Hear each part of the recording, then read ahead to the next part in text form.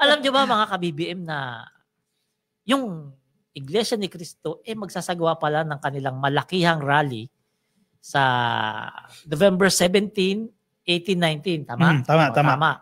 Dapat yan ay sa EDSA. Sa White Plains originally yan. Sa EDSA Shrine. Kaso, syempre, alam mo naman, kapag INC, mababa 2 milyon dyan o 1 milyon. Hindi daw, 300 daw per day. 300,000 per day. Isipin mo naman yun. Tapos yun, makakabarayan doon sa EDSA. Syempre, medyo nakapag-isip-isip siguro sila na makakasagabal talaga sila sa daloy na traffic at inilipat nila ng location. Rizal Park. Quirino Grandstand. Sa Luneta na. Quirino Grandstand. Doon sa dati. At kanina na-aprubahan na daw yung kanilang permit. Mas maganda naman talaga doon. Kahit 1 week sila ron, 1 month, walang problema. Di ba? Hindi, 3 araw lang daw. Basta wag lang palagpasin doon sa may Kalabaw. Di ba? Para makadaan yung mga pupunta ng pier. Pero napakarami kasi yan 300,000, pero 300,000 yan. Yung impact lang yan sa traffic. May mga nag-chat sa akin, no? Yung iba nga, iglesia pa, no? Miyembro pa ng iglesia, hindi daw sila sasali dyan. Marami rin sa akin yan. Yung iba naman, nagsasabi sila, merong pinapahakot sila ng tao at may budget daw. Yan sinasabi lang naman sa akin, no? Informasyon. So, may rerentahan ng mga sasakyan, tapos kapag nagkataka ng tao, may mga budget na ibig. Usually kasi ng mga bus yan, no? Mga bus mula sa iba't ibang probinsya yung dumadalo dyan. Kakopya, hindi ko maintindihan kung bakit kailangan pang 3 araw. Kailangan ba ng 3 araw para maipahiwatig natin ang ating damdamin tungkol sa corruption sa Pilipinas? Hindi. Paano? Di ba? Kung yung pondong gagastosin doon, i-donate na lang yan sa mga biktima na Cebu. Naisip ko rin niya kanina. Tama.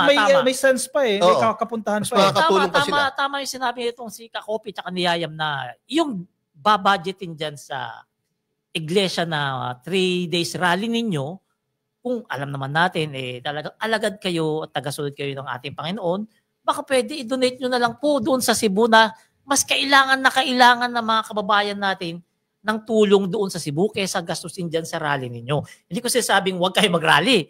Sa kabilang naman, nagbibigay ng idea na baka sakali, kung gusto nyo mas makatulong. Kasi kung kikwentahin natin, 300,000, di ba? Sa isang araw lang yan, ha? Let's assume 150 pesos yung budget kada isang attend. Kasi pagkakainin mo yan almusal, tanghalian, hapunan, 45 million na agad yan. Yung cost mo ng logistics, di ba? Sound system mo. Sa 150 pa lang yun, napakatipid na budget yan, ha? 150 pa lang yun. Paano kung babayaran mo tagpa 500 yung mga pupunta dyan? Correct. Baka umabot ng billion sa pesos yung magagastos dyan. Masisave mo yan, itulong natin sa mga biktima. Doon tumutulong naman ang iglesia, nakikita ko yun, tumutulong naman yan. No? Baka ito yung perfect opportunity, no? Na mas makatulong tayo sa ating mga kababayan. At masahangaan pa kayo, hindi lang ng membro nyo na iglesia. Totoo yan. Masahangaan kayo ng lahat ng Pilipino. Kahit anong religion, basta pag ginawa nyo yan, yung gagastusin nyo dyan, itulong nyo na lang sa totoo lang, meron pa ba kayo maikukomento sa ginagawa ng ating Pangulo? Lahat na nga ng pwede niyang gawin, ginawa na no? Naghihintay na lang po tayo na may makulong. No? Gumugulong na ang hustisya, gumugulong na ang filing ng mga kaso. Ano pang gusto nyo? Sipin nyo, ha? Kung hindi may ibang motibo. Diba? Ayan ang sinasabi ng mga iba nating mga kababayan. Yan sinasabi ng iba natin mga followers na nagko-comment sa mga video na napapanood natin na baka nga raw merong ibang motibo. Kaya gagawin nila yung 3-day rally nila yan na kung tutuusin ay hindi naman kailangan. Diba? Kasi ginagawa naman ng pamahalaan natin para mayroong mapanagot diyan sa anomalya ng flood control. At bakit hindi sila nag-rally nung panahon dinidigong na marami ring anomalya sa Parmali, sa EGK, ba't hindi sila nag-rally? Itong matinoy presidente, ibinubulgar yung mga magnanakaw, magrarally. Pero kung papansinin mo, no, diba? Ang Malacanang hindi kumikilos or walang move na nagsasabing itigil nyo yan. Diba? Kasi freedom of speech nyo yan, freedom of expression nyo, guaranteed pa rin po yan ng ating konstitusyon. Pero yun nga, sana, dahil may mga sakuna, magpaparating pa na super typhoon, wag naman po sana maging super typhoon, i-reserve na yung resources. Pero nagpahiwatig ng... Meron paparating pa. May paparating pa. Pero nagpahiwatig si Pangulong Bongbong Marcos nung pagkagaling niya sa South Korea, di ba? Sa isang press con after yung event sa South Korea. Sinabi niya ang problema yung mga naghahasik ng gulo Ay, isa pa yan. Sabi niya, pupunta sa rally, may dalang Molotov bomb.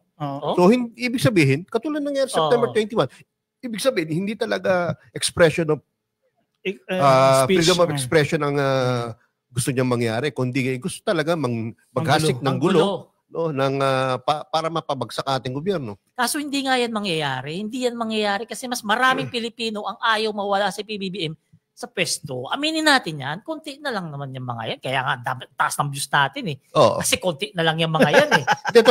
Kaya nga, laki na sahod mo ngayon yan eh. Dami views eh. Totoo naman yun. Salamat po. Malaki, maliit. Malaki. Ikaw ba naman 55 to 65 million views per month? Kasi maraming BBM supporters, maraming... Anyway, na-distract tuloy ako sa sinabi mo. Hindi, ang problema kasi, although hindi naman talaga nila kayang pabagsakin ng gobyerno dahil walang dahilan talaga para mapabagsak ang gobyerno, no? At walang mga factors, no, na pwedeng magbigay sa kanila ng success sa kanilang mga plano, no? Ang mga nakakalungkot doon, meron pa ring masasaktan, meron pa ring madadamay. Correct. At kadalasan ang mga nadadamay yung mga mahihirap. Hindi naman yung mga mapepera, hindi naman yung mga nagpopondo ng mga rallies na yan na naapektuhan eh. At the end of the day, katulad ng nangyari September 21, ang kawawa yung mga maliliit, no, yung mga pinangakuan ng 3,000, no, para lang manggulo. Si Manong na nakulong pa, na nakasaksak. Walang kinalaman. Nagde-negosyo lang para lang pagtanggol yung sarili at sa kanyang negosyo na sinisira. At nakapatay tuloy. At the same time, distraction siya sa ekonomiya, distraction siya sa operations ng ating mga pulis. Remember, kapag may mga ganyang rally, may mga additional allowances din yan para sa mga pulis at sa mga rumiresponde dyan. May gastos. Yung gastos na yun, kung masisave lang natin yan, again, additional funds sana yan para sa relief operations. Maraming pamilya matutulungan, no, na biktima ng mga bagyo sa ng earthquake. So inuulit namin na hindi po bawal mag-rally. Yan, hindi po bawal kasi karapatan po natin yan. Sa katunayan, binigyan na ng permit yan, di ba? Oo. Pero sana, consider ninyo yung sinabi namin na yung gagastusin nyo dyan, baka pwede i-donate na lang sa Cebu. Pahangaan pa kayo ng buong Pilipinas. Kasi may time pa naman eh. May time pa eh. November 16 pa yan. Isa pa ha, ang sinasabi rin kasi ng Iglesia ni Cristo, yung kanilang liham kay Joy Belmonte, kay Mayor Joy, ang ipapanawagan nila, transparency and accountability. Yung transparency na yan yung isinusulong ng gobyerno ni PBBM. Ginagawa na po ng gobyerno yan. So ito, more of reinforcement itong gagawin nila. Pero sana makonsider ninyo yung sitwasyon, may paparating pa na malakas na bagyo, baka pwede nyong i-delay yan kasi long overdue na raw ito eh. Supposedly, last months pa nila gagawin daw yan. Naka-ready na raw dyan. Dumating yung bagyo sa araw ng ano nila. Hindi nagkabulilyaso pa, nagka-problema pa sila. Sayang pa yung pondo nila. Diba? Exactly. Punta na nga tayo rito kay Panfilo Lacson na senator na pinakamagaling sa ngayon. Yan, eto, paborito natin to eh. Bumalik ito si Senator Panfilo Lacson bilang Blue Ribbon. Babalik. Pero hindi pa official pero siya na. Siya na yan. Siya na yan. Yan, babalik. Sabihin natin, bumalik na. Si Senator Panfilo Lacson bilang Blue Ribbon Committee. Kaya siya napabalik dyan kasi walang gustong tumanggap kasi mahirap yung responsibilidad niyan. Hindi pwede dyan yung pa-artista na hindi marunong basa-basa, kundi script lang kayang basahin, hindi pwede dyan. Saka palirista siya lang yung medyo may kredibilidad. Dahil tandaan natin, ang kredibilidad, ang trust rating ng Senado ngayon ay bagsak talaga. At hindi lalo pwede dyan yung director. Director na magaling gumawa ng script na nalalaglagan kapag yumuko. Lalo na naglagwig. Palirista, lalo na yung trapo sa pinaka-trapo. Kaya nga, di ba? Nakamig ba si Marcoleta? Hindi ko, siya ba di ba nabanggit ko? Hindi naman ha. Hindi na ako lang. Wala akong binanggit na pangalan ha. Sabi ko nalalaglag pag yumuyo ko. Wala ata akong camera, sirata. Ayun, ayos na. Wala tuloy ako sa ano. So yan, babalik na kasi Panfilo Lacson. Sa Lunes, kung di ako nagkakamali, may hearing sila at merong papasabugin na bagong witness na talagang magbabalik na kapalaran ng iba dyan. Ito si mystery. Si mystery witness, no? Ako sa tingin ko dyan, yung isa yun eh. Sino yan? Yung isa doon na talaga, hindi na kasi pa pwede sabihin eh. Tingin ko talaga dyan, may babalik na talaga na kapalaran dyan, na senador dyan. Doon sa pasabog na witness na sinasabi ni Senator Panfilo Lacson. Meron daw meron daw mga records, may mga ledgers daw na ipapakita eh. Meron niya raw. Sino kaya yan, no? Pangalanan mo na nga yan. Ang tingin ko dyan is either a congressman or DPWH official. Pili ko congressman na Committee on Appropriations, member ng Committee on Appropriations. Posible. Pumasok din sa isip ko yan. Akala ko kasi si Zaldi ko eh. Pero mukhang malabo-labo eh. Kasi narinig ko yan eh. Nakausap na lang ni Lacson yung tao na yan. And kung makukumbinsi siya na ipipresenta niya yung kanyang sarili, talagang mga bombshell talaga, pasabog yung sasabihin niya eh. Ako, maraming kinakabahan. So okay na yun, kaysa naman si Orly Gutesa ang magkapir na naman dyan, no? At bolahin na naman ang taong bayan. Sa tingin nyo, nasa na kaya yung bugok ngayon? Nasa na yun? Nagtatago na dahil hindi naman pakita yung mukha niya sa sobrang kahihiyan eh. At ano masaklap pa, baka makulong pa eh. Kulong kasi talaga yan. Pinapa-imbestigahan na yung mga pamimeke dyan sa affidavit eh. Kulong talaga yan. Isipin mo ha. Isipin mo. Sa vlog ni Attorney Claire, ni Yusek Claire, nabanggit doon na si Mike Defensor, tinulungan pala nila ni Senator Marcoleta na gumawa ng draft ng affidavit si Gutesa. At pagkatapos, sinabihan pa daw ni Senator Marcoleta na, tapos na yan, ipanotary mo na. Ngayon, wala silang mahanapan na notary, naghanap sa Google. Doon sila naghanap sa Google. Basta magpapanotary, ang matindi pa dyan, baka doon sa kanto-kanto ng Buendia ng McDonald's may nag-notary. Doon lang, yung kariton lang na tinutulak. Punta ka dyan sa may Buendia, sa may Chino Roses Buendia, may McDo dyan. May nag-notary dyan. Yan yung baka 100 eh. Hindi ko sasabing peke yun ha. 150. Baka ganun lang na tinutulak-tulak lang na kariton. Ipinagtatanggol ka ni Marcoleta yung si Gutesa. Tatandaan niyo. Siyempre, mapapahiya siya. Mabait daw si Gutesa. At wala raw kakayahan si Gutesa na gawin yan. Kasi ordinaryong tao lang yan. Hindi yan ordinaryong tao. Oo naman. Una, sundalo yan eh. Minamaliit mo masyado yung mga sundalo. Pangalawa, hindi lang naman si Gutesa yung gumawa niyan eh. Grupo kayo eh. Di ba?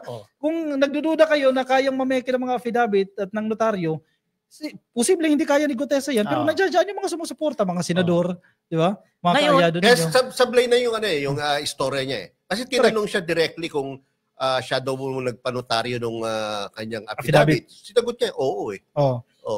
Tapos dininay ng attorney na nagnotaryo dun sa nakalagay dun sa affidavit. Ang matindi pa diyan, pinagtatawanan ngayon etong si Senator Marcoleta ng mga Pilipino.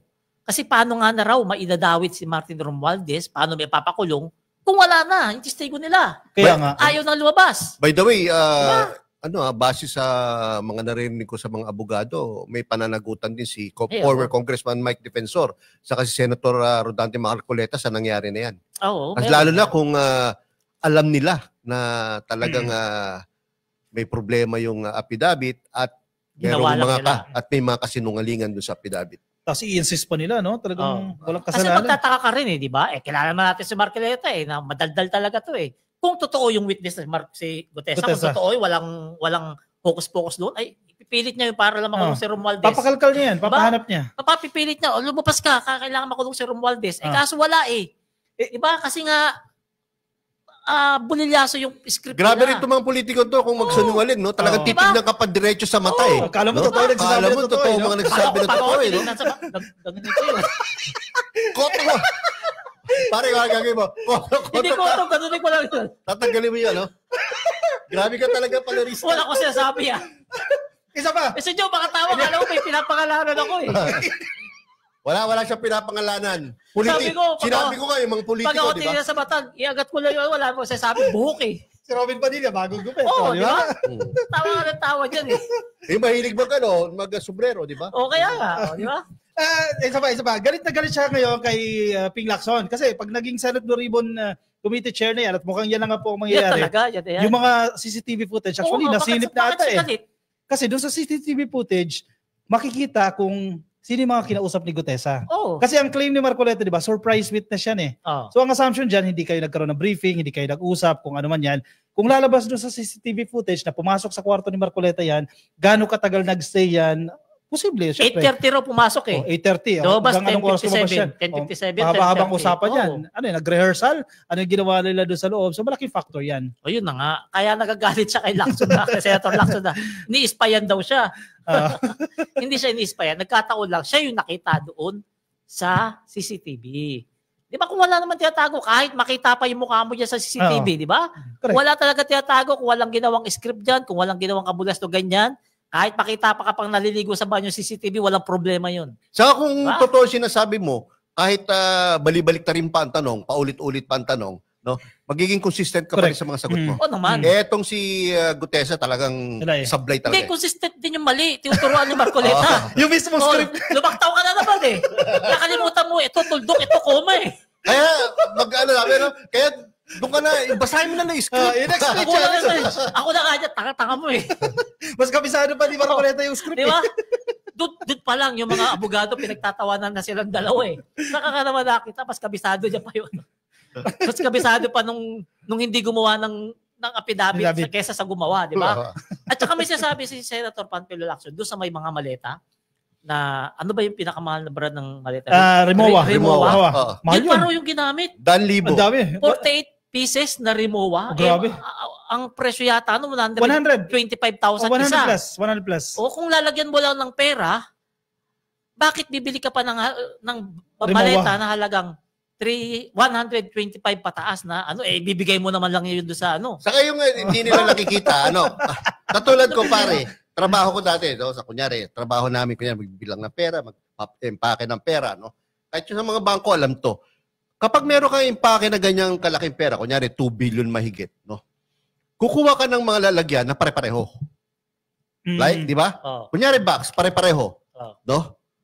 Para mas madaling mag-account ng pera. Ngayon, kunyari sa isang box, assuming sinasabi niya 48 million na isang box. Pare-parehong box yung 48 million ang laman, hindi mo na kailangan lagyan ng post-it bawat isa na 48 million. Kasi pare-parehas naman ang itsura. Pare-parehas naman ang amount. Ang tanga mo naman. At saka, bakit post-it? Ang post-it mabilis matanggal. Kaya nga, bakit post-it? Pwede mo lagay ng pen yun. Lalo kung sinasabi niya na wala raw budget minsan sinasabi niya box, minsan sinasabi niya maleta. So, iba-iba din. So, tama si Senator Lacson doon, Kung kukuha ka ng lalagyan ng pera, dapat yung mumurahin lang. Kasi pabigay mo na rin yun. Ibigay mo na rin yun. Dapat ganyan karton lang. Hindi mo naasahan na kukunin mo pa yun ulit di ba? Mas may eksperto pa sa Alcantara naka-lucky me box lang So ang dami talagang improbabilities doon sa kanyang sa kanyang. Even si Kerubin, Colonel Ariel Kerubin ng Marines din. Sabi niya, yung ibang sinasabi ni Gutesa, hindi rin kapanipaniwala. Kasamahan na nila sa Marines yan. Kaya nakakapagtaka itong si Bato, ini-insist niya, may credibility yan dahil naging sundalo yan. Pero nung una, sinabi ni Colonel Kerubin, na medyo kamag-anak namin na malayo yan, sinabi niya na hanga at proud siya kay Gutesa. Pero ngayon, iba na ang sinasabi niya. Mapahiya siya pag pinanindigan niya yun. Kasi, totoo. Yan yung sinabi niya ata kay kung sino ba nag-interview sa kanya, sa bilyonaryo. Corina Sanchez ata. Si Corina Sanchez. Pinky Web, sinabi niya na at least ngayon sinasabi niya na yung totoo. Mukhang may problema. Siya na mismo nagkumpirma na wala si Gutesa doon sa Marines. Kasi Marines yan si Colonel Kerubin hindi pwede magsinungaling yung mga yan sa kapwa nila Marines. So yun,